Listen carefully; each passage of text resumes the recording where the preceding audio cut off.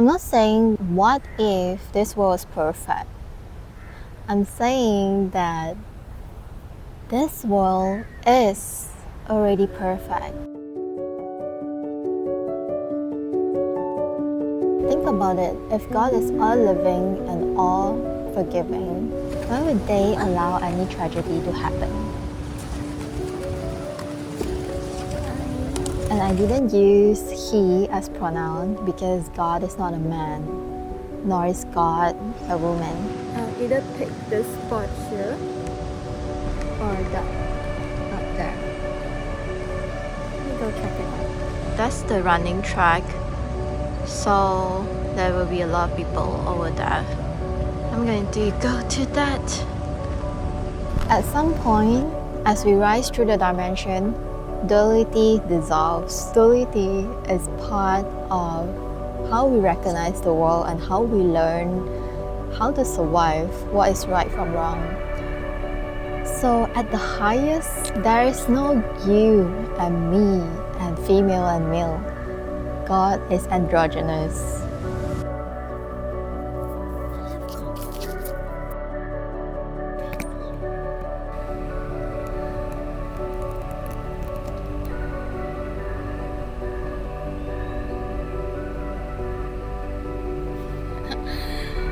They have food over there.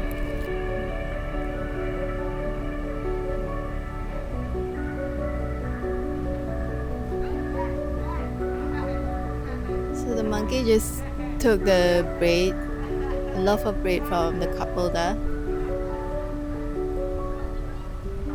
Oh, it's opening the bag.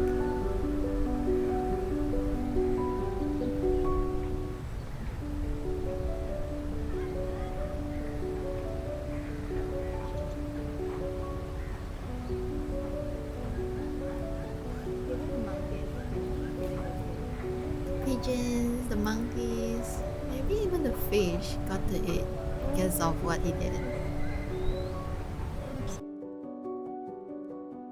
It is very convenient for us to say that the Creator is imperfect, just like us humans. Through my multiple awakenings over the past year, I've transitioned from wanting to save the world, to create heaven on earth, to fully understood the brilliance of our Creator. Finite minds of human beings simply cannot comprehend the infinite universe. It is not until I try to understand villains and why they exist that I finally able to embody and understand the magnificence of creation as a whole, Earth as a whole.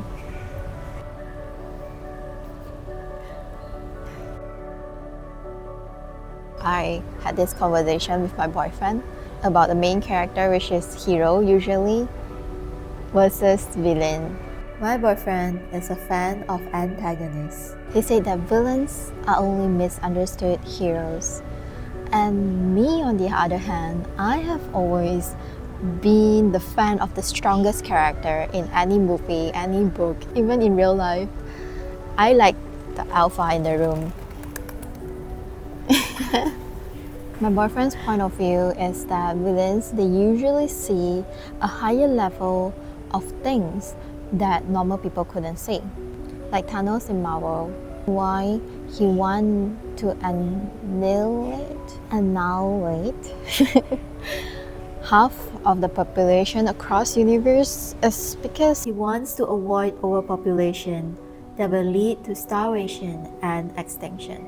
And so he decided to take matters into his own hands. And then I replied, it is true that he could see that level of things, but there's another even higher level of perspective that Thanos didn't consider, which is there are always infinite possibilities. So if you're intelligent, but not intelligent enough to think an even higher level, that's when you get stuck in a destructive loop of thinking and you go for whatever means that justify your mission. And if it involves hurting people, that makes a villain. And since we're talking about the universe perspective here, the higher perspective, It is that the nature will always restore balance.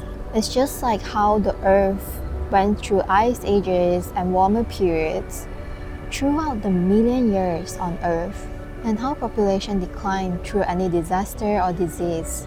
So when we reach this point of thinking, wait a minute, what if that villain is exactly what the universe has planted? So it can fulfill that mission to restore the balance.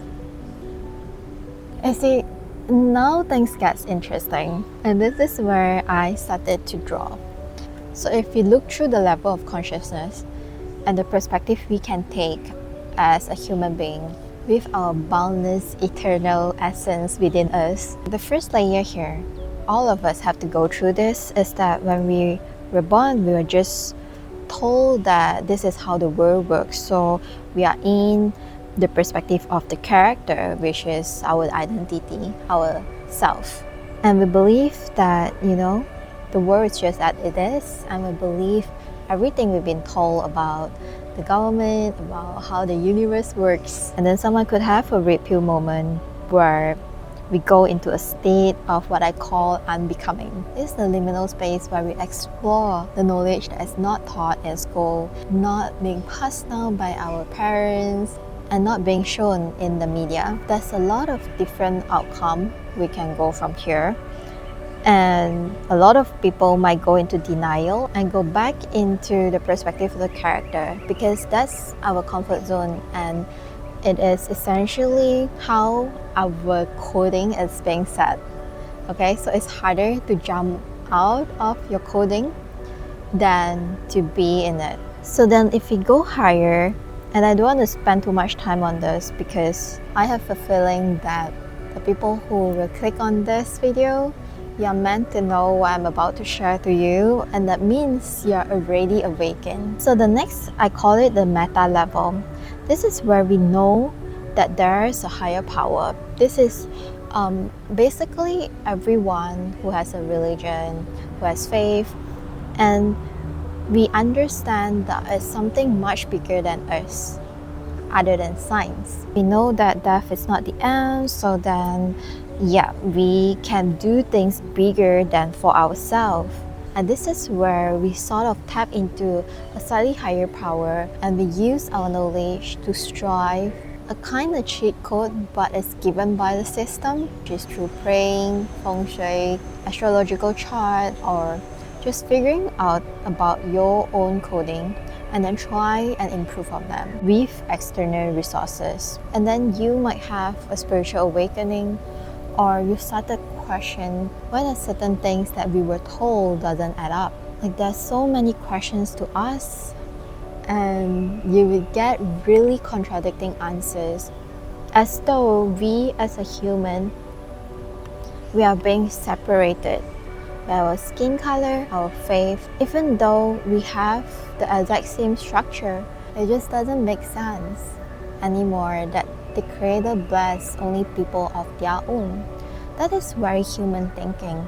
And humans, we are bound by our 6 internal enemies, which is pride, anger, jealousy, delusion, lust, and greed. Know that these are human traits.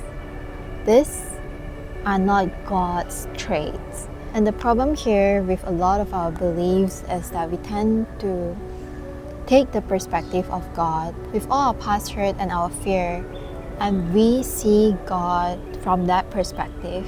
And as we progress through the perspective, we arrive at omnism, where we see everything everywhere as one, even the birds. We recognize that we are one consciousness experiencing itself in different forms.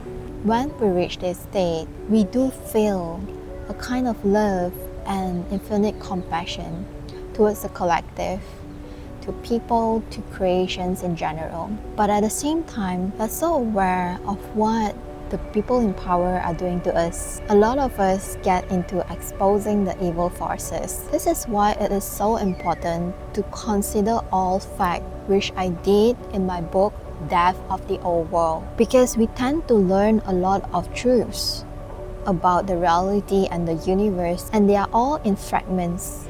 So when we learn that we are all one, we know love. And we learn about duality, we know balance. But it is not until we learn that there are multiple levels of awakening all the way until we get home to true oneness and the highest power. We believe that where we are, the state of our awakening is on. But the thing is, until omnism, we're still viewing things in the lens of the character. So it's not until we bring our perspective even higher that we see ourselves as the director, the creator, the author of the story, and we recognize that there are infinite possibilities here on earth, and it is all written. What does that mean? So today, when I come to the park, I could have sat in this chair over here or that side over there, and both possibilities exist even if I sat at the table next to me, which there are people there. So it's all written, and all of it, I would have a different encounter, and all of it leads to maybe a new observation, a new learning that I could use somewhere in the future. So that sort of changes my future as well. That means each and every single moment we have the power to change our script and our timeline.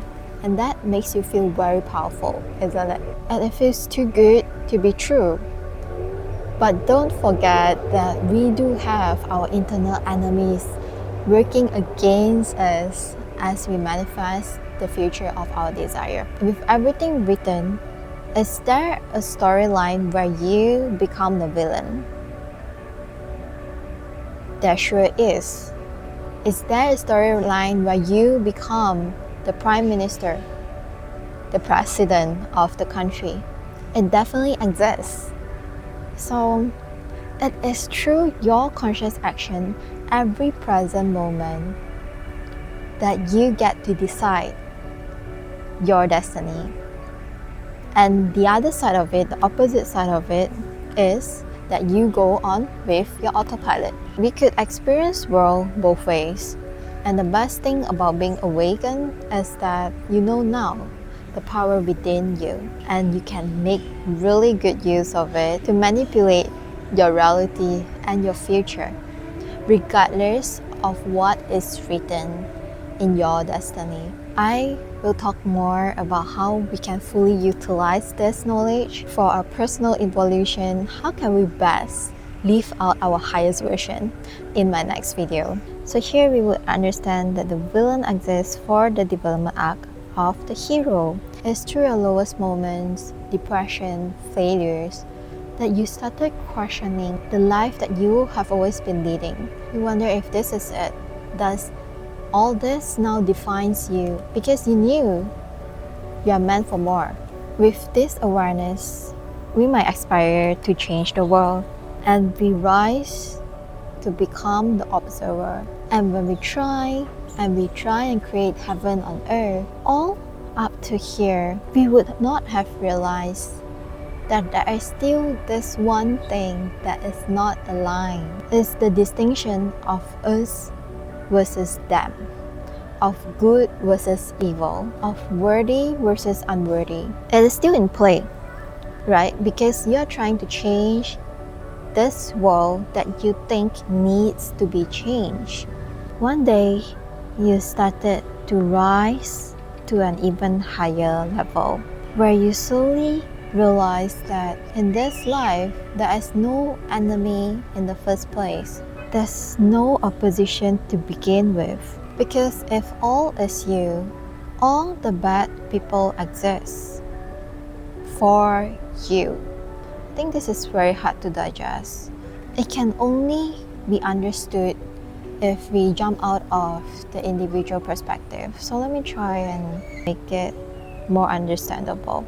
If we see life as a game, and that this is year 3000, humans and AI are working in a perfect harmony, that AI is doing all the menial tasks for us, and that there's really no need for humans to work any further. We might have universal income, and then we could do creative tasks or any business that we want at the site to earn more.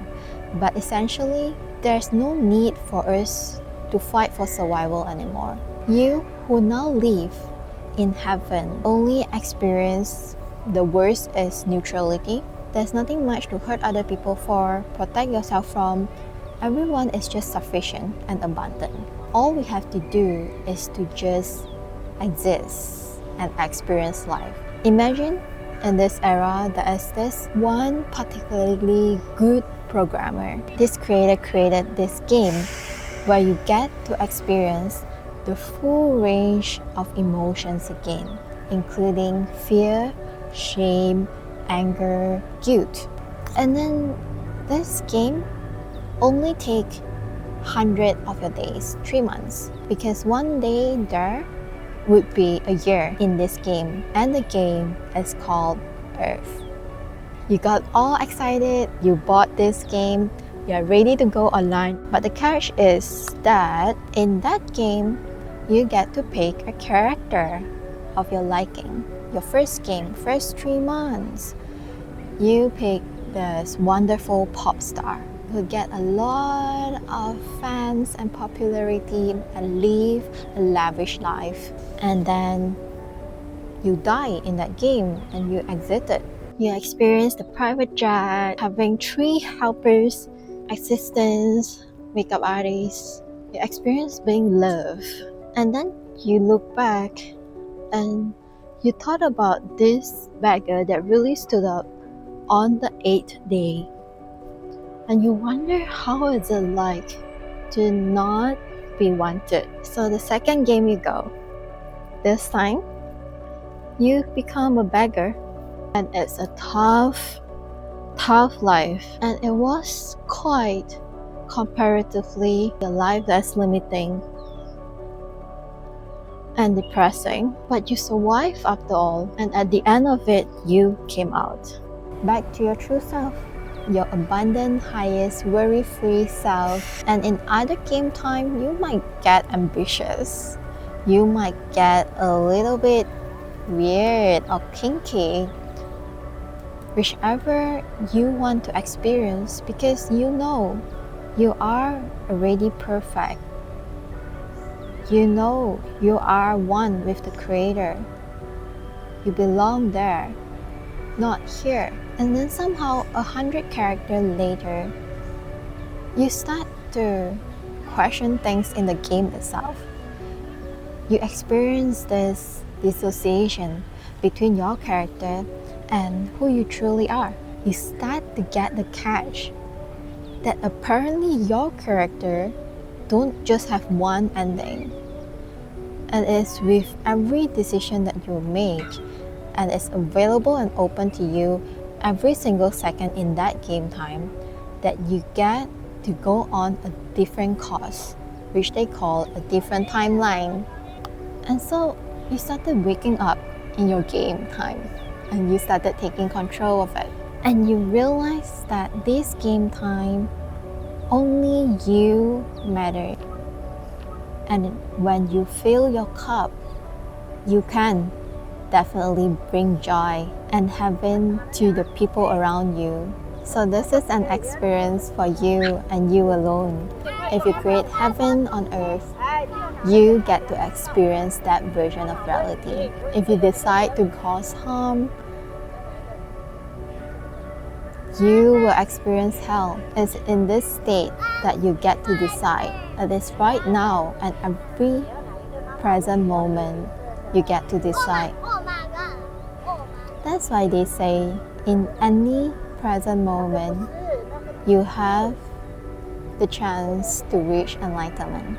Organized religions are meant to exist. The villains are meant to exist. And the lambs are meant to exist. Otherwise, Earth will not be Earth, and we will need to create another Earth.